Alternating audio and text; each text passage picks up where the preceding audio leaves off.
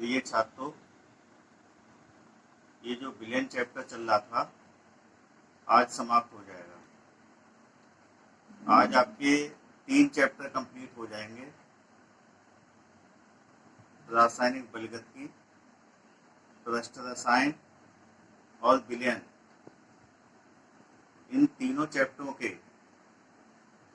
Notes तैयार करिएगा और जो होमवर्क दिया गया है वो होमवर्क पूरा करिएगा, क्योंकि जब विद्यालय खुलेगा तो ये नोट्स आपके चेक होंगे।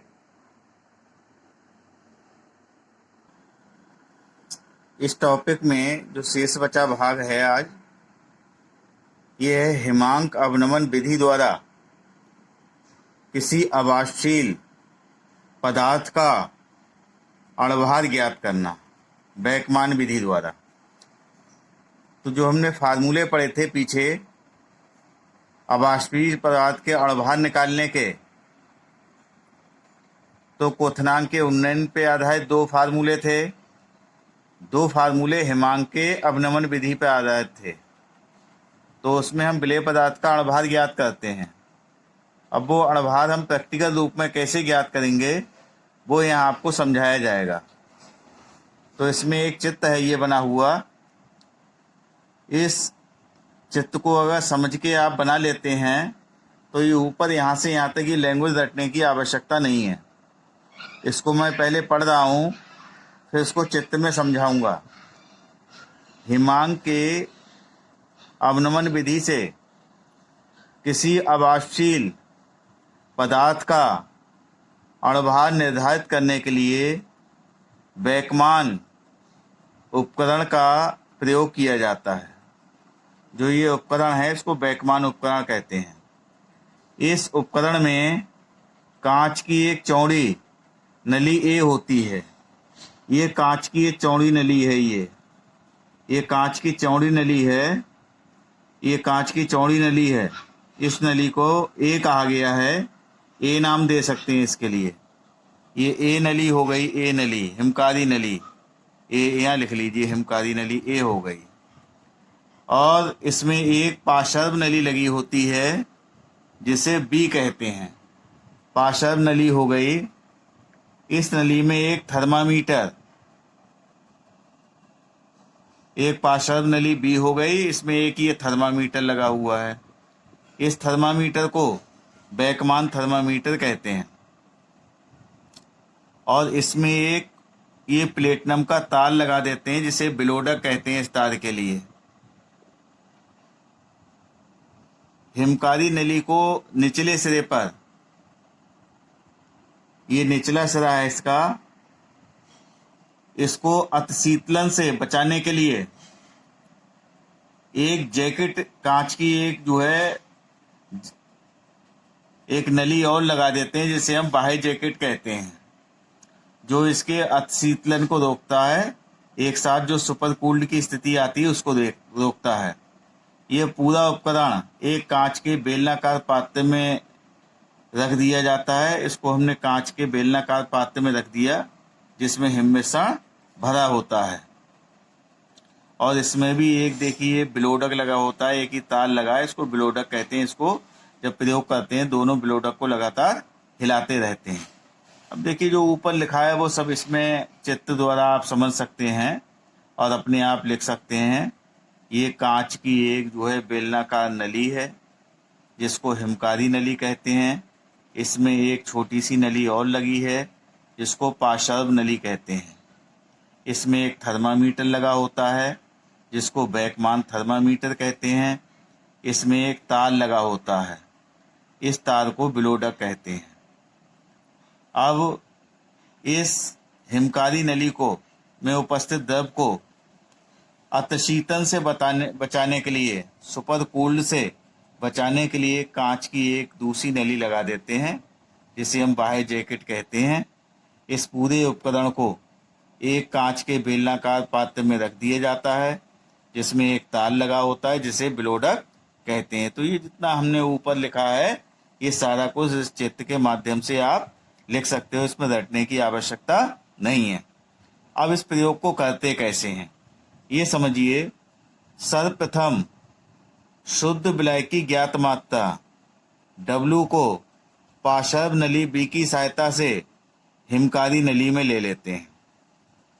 तो सबसे पहले क्या करना है, पार्श्व नली B की सहायता से इस हिमकारी नली में विलायक की ज्ञात मात्रा ले लेंगे, जिसे कैपिटल W द्वारा हम शो करते थे, तथा दोनों बिलोडक को हिलाते रहते हैं। इसको भी हिलाते रहना है और उस नीचे वाले को भी हिलाते रहना है, दोनों बिलोडक को हिलाते रहना है इसके लिए।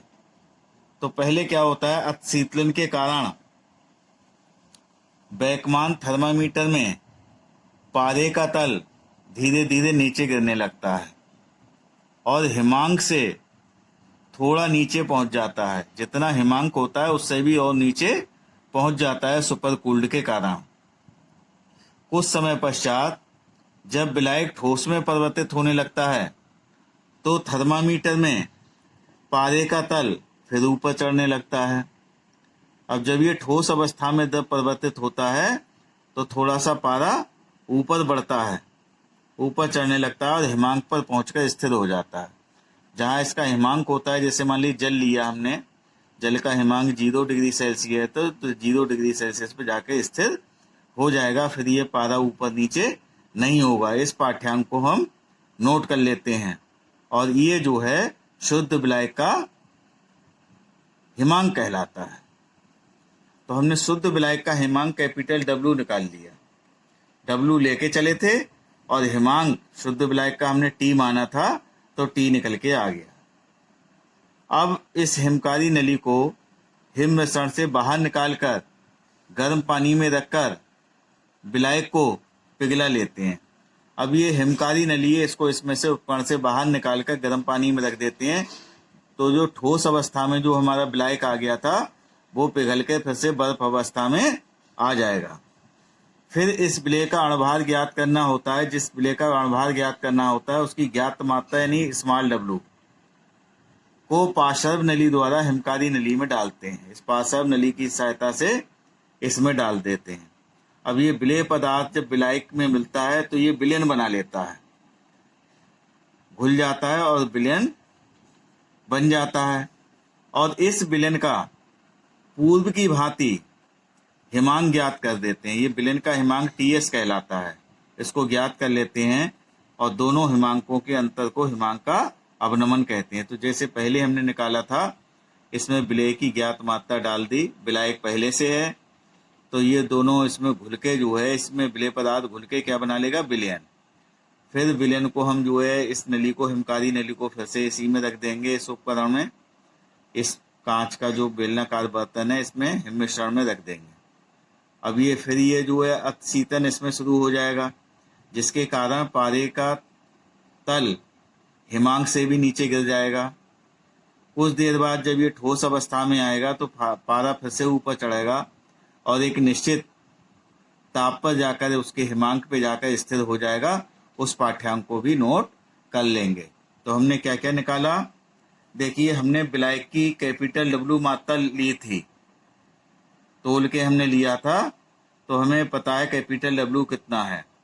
अब शुद्ध विलायक का हमने हिमांक यानी क्या निकाल लिया, T निकाल लिया शुद्ध विलायक का हिमांक। फिर हमने उसको जो है विलायक को जो है पिघलाकर विलय डालकर पूर्व की भांति हमने निकाल लिया विलयन का हिमांक TS निकाल लिया हमने, TS निकाल लिया। तो फार्मूले की सहायता से इन दोनों का अंतर जो है हमने डेल्टा TF निकाल लिया, हिमांक का अवनमन निकाल लिया हमने। प्रयुक्त विलायक के लिए KF का मान भौतिक स्थानांकों की सूची से ज्ञात कर लेते हैं। भौतिक स्थानांकों की एक सूची होती है, उसमें KF क्या है, हिमांक का अवनमन। हिमांक के अवनमन की एक सूची होती है भौतिक स्थानांकों की, उससे KF का मान ज्ञात कर लेंगे। और फिर निम्न सूत्र की सहायता से विलय का अणुभार ज्ञात कर लेंगे। अब देखिए ये फार्मूला पीछे आपने लिखा था, M बराबर 100 गुणा KF गुणा स्मॉल w बटे डेल्टा TF गुणा कैपिटल W। ये विलेय की हमने मात्रा ज्ञात मात्रा ली थी, विलेय हमने तोल के लिया था, उसकी मात्रा हमें पता थी।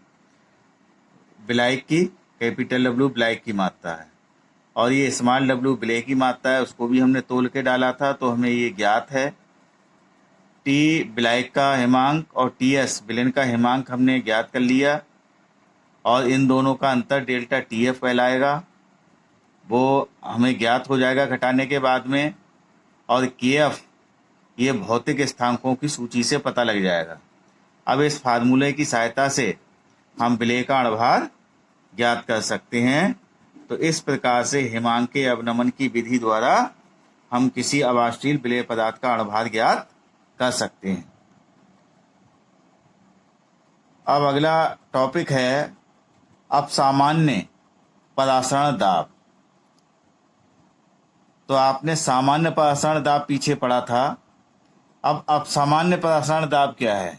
देखिए इसे, किसी विलेन का परासरण दाब विलेन में उपस्थित अणुओं की संख्या के समानुपाती होता है। तो पीछे जो आप पढ़ते चले आ रहे हो, परासरण दाब है, क्वथनांक का उन्नयन है, हिमांक का अवनमन है, ये सारे अणुसंख्य गुणधर्म हैं। इनके जो गुण हैं, जो अणुसंख्य गुणधर्म हैं, ये अणुओं की संख्या पर निर्भर करते हैं, इसलिए इसे अणुसंख्य गुणधर्म कहते हैं। तो किसी विलेन का परासरण दाब विलेन में उपस्थित अणुओं की संख्या के समानुपाती होता है।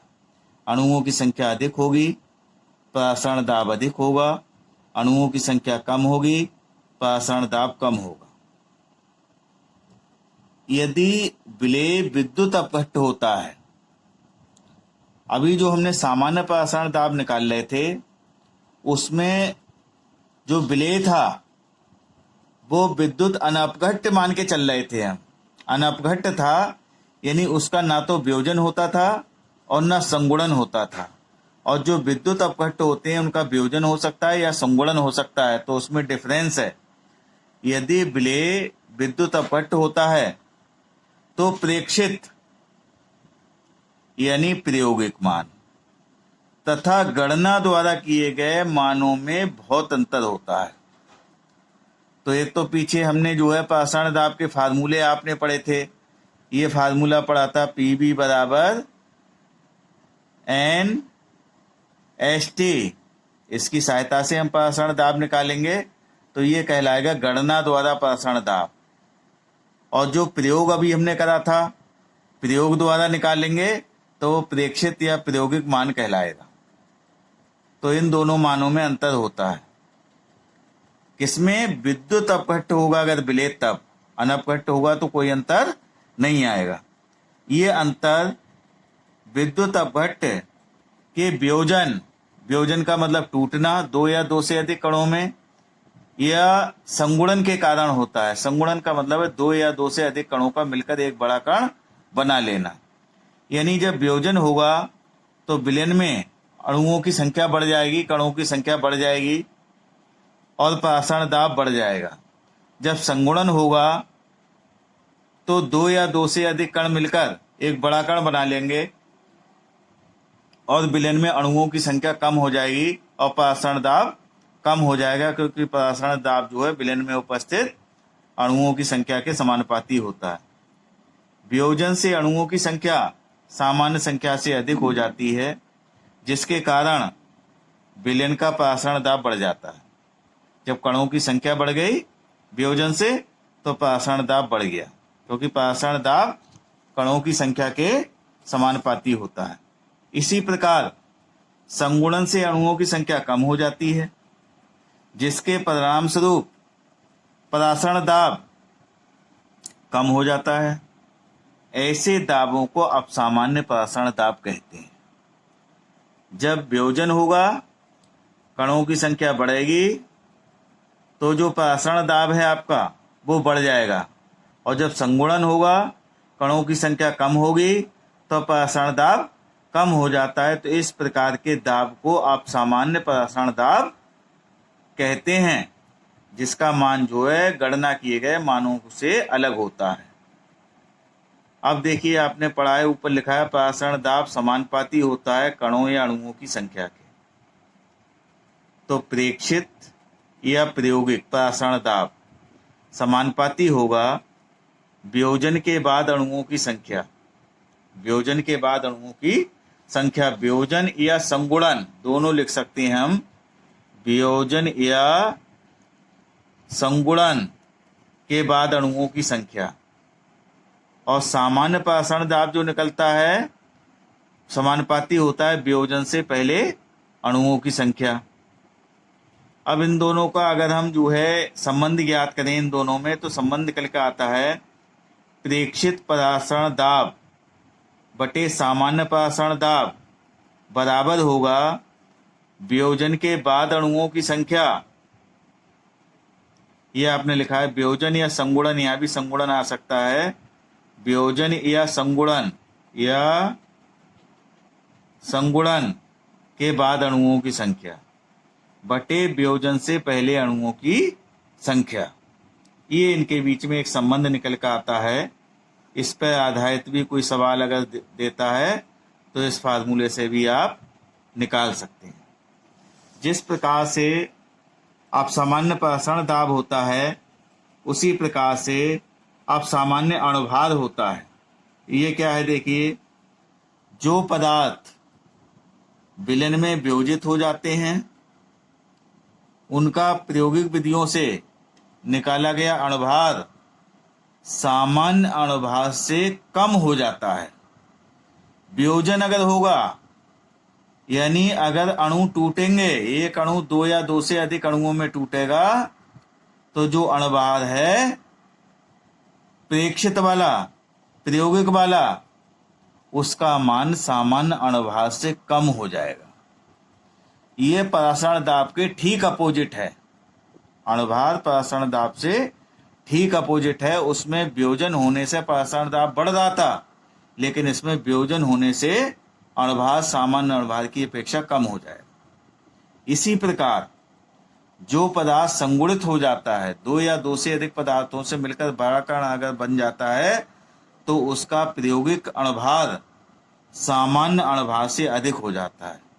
अगर छोटे कण मिलकर बड़े कण बना लेते हैं तो अणुभार बढ़ जाता है। ऐसे अणुभार को आप सामान्य अणुभार कहते हैं। इनके बीच में अगर संबंध निकालें तो ये आपका निकल कर आता है प्रेक्षित अणुभार बटे आप सामान्य अणुभार बराबर हो गया वियोजन या संगुणन।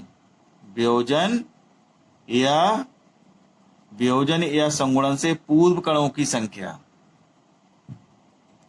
और बटे वियोजन या संगुणन के बाद कणों की संख्या।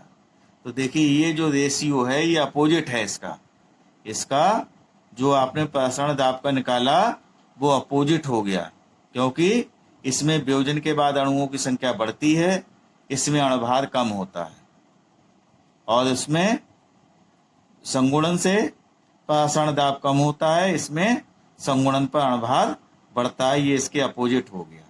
एक छोटी सी परिभाषा और है, बांठॉप कारक किसी विद्युत अपघट्य के किसी अणुसंख गुण के प्रेक्षित मान और सामान्य मान के अनुपात को प्रेक्षित मान और सामान्य मान के अनुपात को बांठॉप कारक कहते हैं, जिसे आई द्वारा प्रदर्शित करते हैं। तो ये बांठॉप कारक हो गया आई बराबर अणुसंख गुण का प्रेक्षित या प्रायोगिक मान। अणुसंख गुणधर्म जो पढ़े हैं आपने, वो चाहे परासरण दाब हो, क्वथनांक का उन्नयन हो, हिमांक का अवनयन हो, कोई सा अणुसंख गुणधर्म हो, उसका प्रेक्षित या प्रायोगिक मान बटे अणुसंख गुण का सामान्य मान के अनुपात को बांठॉप कारक कहते हैं, जिसे आई द्वारा प्रदर्शित करते हैं। यहाँ पर ये पूरा चैप्टर आपका कवर हो गया है। इसके नोट्स तैयार करिएगा। अब अगले टर्न से हम अगले टर्न पे नया चैप्टर शुरू करेंगे।